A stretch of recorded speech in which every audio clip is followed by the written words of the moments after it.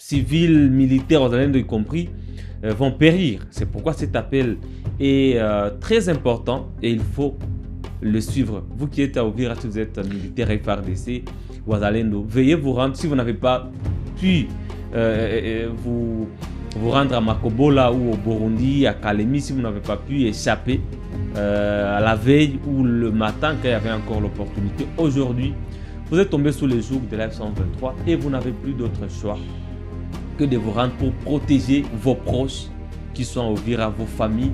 Parce que vous cachez dans une maison civile, c'est exposer toute une famille. Vous cachez dans une église, c'est exposer toute une communauté.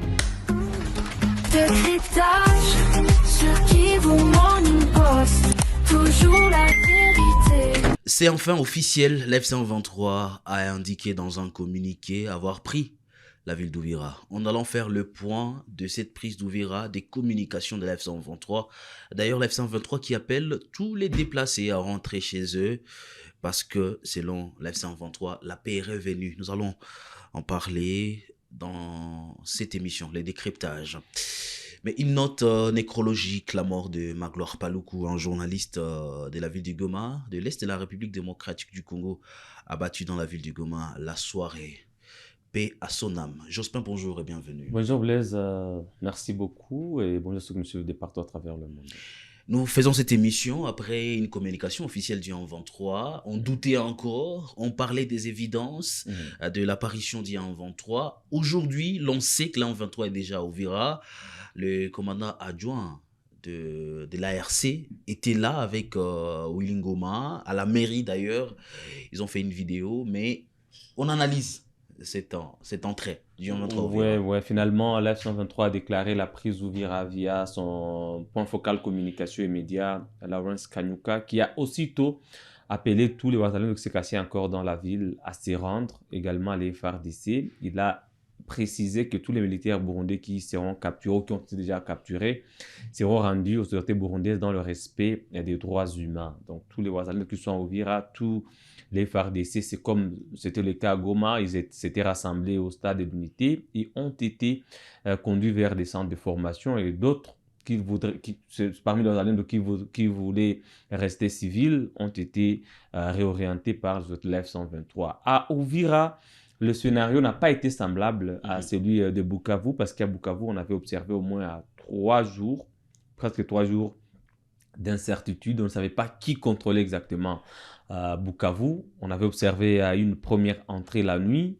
et puis un retrait stratégique le lendemain matin. Et puis il y a quelques Wazalendo qui s'étaient encore illustrés dans la ville pour déclarer certains quartiers. Et plus tard, l'F-123 est venu maintenant s'imposer, s'est confirmé en renforçant des troupes. Mais à Uvira, ça a été un peu différent parce que vers 9h et 10h, certaines sources à Uvira nous confirmaient encore la présence de certains Wazalendo de FARDC qui seraient retournés dans la ville après s'être repliés à Makobola. C'est ces petits vides-là laissés par la 123 après une première entrée la nuit qui a laissé croire à certains Wazalendo et FARDC que c'était peut-être illusoire, c'était une entrée illusoire qui n'était pas là présent, mais c'était une façon, comme je le disais hier pour l'F-123, de se rassurer que dans la ville, il n'y a plus de menaces. Et exactement, comme je venais de le dire, c'est depuis la semaine passée que les officiers FARDC, les responsables ont commencé à évacuer leurs familles et à s'évacuer également.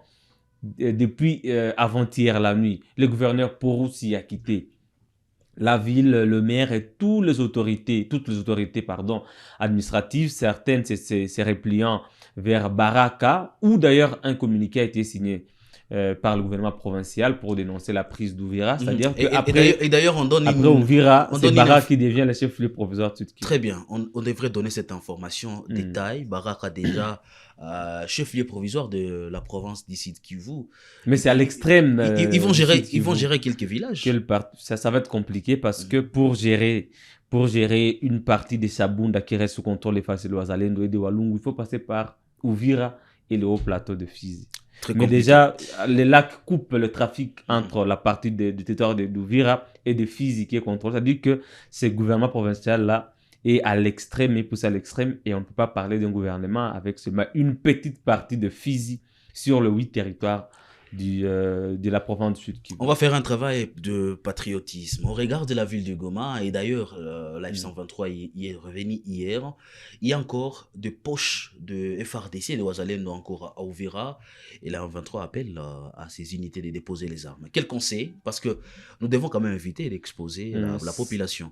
Ça ne sera pas un conseil, Blaise, ce sont des évidences et des faits qui se sont passés, et peut-être c'est une jurisprudence aujourd'hui à Uvira. On a vu le même général qui a marché sur Masisi, sur Goma, sur Minova, Kalehe, Bukavu, Akavumu, il était là, jusqu'à Kamanyola et Anzibira. C'est le chef d'état-major général adjoint chargé des opérations de renseignement de l'ARC, qui est l'armée de la F-123, général Bernard Biamungu.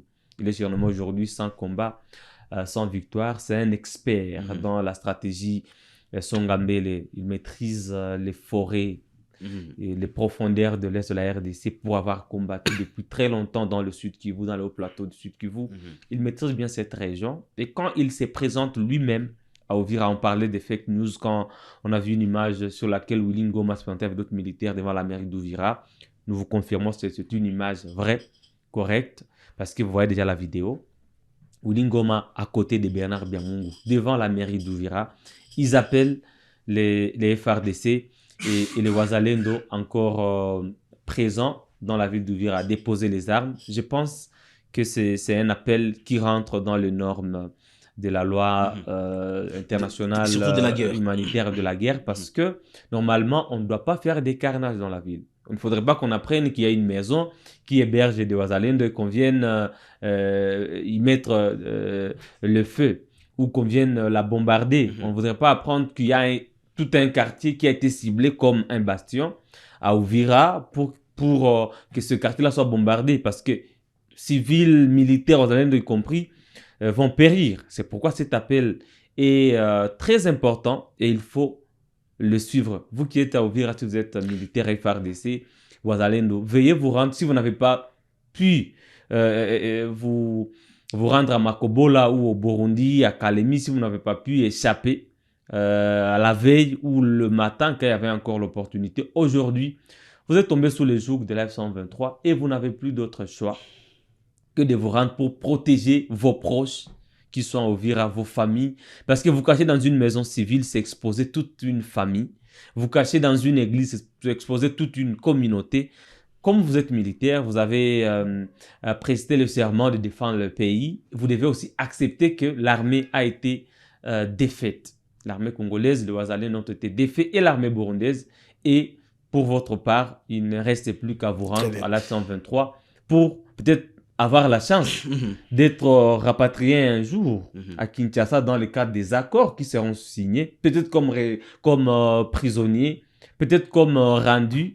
On a vu d'autres militaires qui s'étaient rendus à Goma. Il y en a qui étaient acheminés par le CICR jusqu'à Kinshasa ou qui avaient eu la chance d'aller dans des bases de la MONUSCO, parce qu'aujourd'hui, les FARDC à Uvira, c'est une armée défaite. Et quand on est défait, on s'aligne aux exigences de l'armée qui a vaincu la guerre. Parlons de la situation humanitaire. Il y a des populations qui se sont déplacées. Aujourd'hui, la 23 appelle au retour de ces déplacés. Bon, ça va être possible parce qu'on l'a vu à Goma. On l'a vu à Goma, il y a des populations qui étaient parties à Bukavu. Et après un mois, Bukavu était aussi tombé.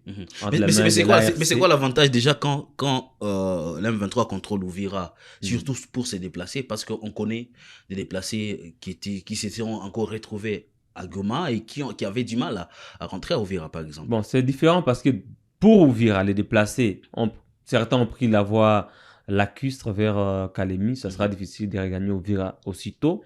Ceux qui ont pris la voie routière de Makobola pour aller à Mboko, Luberizi, un peu partout, Mboko jusqu'à Baraka, ça va être aussi difficile parce qu'il y a les Ouazalendo sur cette route-là. Retourner dans une zone considérée comme un ennemi peut exposer certaines populations à être considérées comme des ennemis. Donc ça va être difficile. Ceux qui sont partis à Bujumbura ou à Gitega au Burundi sont aussi en difficulté parce que la frontière a été fermée par le Burundi. Mais ça, c'est aggravé quand même la souffrance de la population. Il va y avoir une crise humanitaire sans précédent parce que d'abord, ceux qui ont pris la voie routière vers Makobola, Mboko jusqu'à Baraka auront du mal à accéder à une aide humanitaire quelle voie elle va passer? Peut-être par la voie aérienne. Est-ce qu'il n'y aura pas risque que des hélicoptères qui transportent des aides humanitaires soient confondus à des drones militaires, des FARDC? Voilà, autant des risques humanitaires.